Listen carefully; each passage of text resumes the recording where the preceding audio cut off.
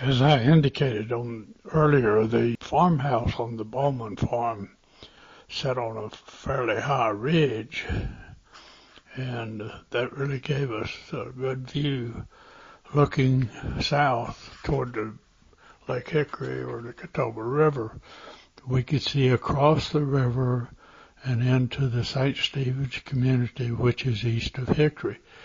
And we could see lots of times the train smoke as old steam engines took the train east out of Hickory towards Salisbury. We could hear the whistle very clearly.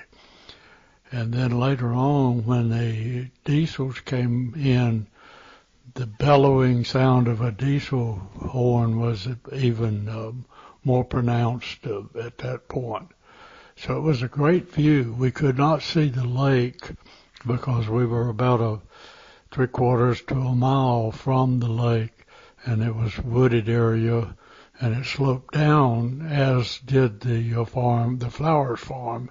As you got closer to the lake, the terrain became more sloping because of erosion over the years and being a part of the river channel there. If we looked out the back of the house, we had a very clear view of Barrett's Mountain, which was about, as the crow flies, 10 miles northeast of our house. It was a very pronounced mountain, though, sort of a single mountain. I've actually been to the top of it a couple of times, and it really gives you a panoramic view of the whole area up there when you do that.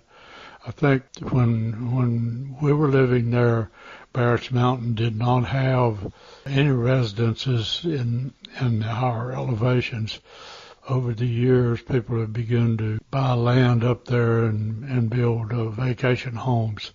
It is quite a beautiful place to see, and we always had such a great view of it. Going back to an earlier part of Chapter 1, I wanted to talk about the fact that we made our own molasses. We grew sorghum cane. Didn't take a whole lot of it. Maybe a 1/4 of an acre of cane would make all the molasses we could eat in a season. But in the fall, when it had ripened, we would cut down the cane, cut the tops off of it, usually pull the fodder off of it too, because if you didn't, you could get a bitter taste in your molasses. But we had a molasses mill. It was either pulled by a horse or a mule, or at one time we used an old cut-off tractor that we had. We found out that wasn't such a good idea. But you would put the cane through that mill, and the juice would come spurting out to a cut-off barrel.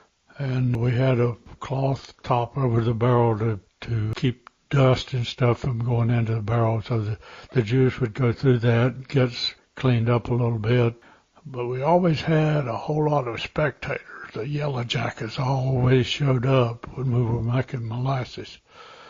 But after grinding all day long, we would have enough to fill up an open pan boiler that we had, and we had a furnace that my dad had built out of stone and red mud, and he would build a fire under that, and there was quite a science to condensing it down to molasses. The juice from the cane that went into it was as thin as water. It had a green look to it, but as you boiled it, all of the water would go away, and about 11 o'clock at night when it topped out, you had to watch it pretty close to know what to do. All during the period of heating the boiler, you would also be skimming any solids off of the top of it, and that made sure you had pretty much pure molasses when you got done. Most years we would make 3 or 4 boiler pans full, which would probably be maybe close to 50 gallons of molasses sometimes. We stored it usually in wooden barrels or in sometimes in glass jars or jugs. The way you treated it when you boiled it, you had to have a little bit of a feel for how to do it to make the best molasses. but I never ate any that I thought was bad. That was always my favorite food when I came home from school, to get a cold biscuit, punch a hole in it, fill it up with molasses, and go out eating. I never got tired of eating buttered molasses.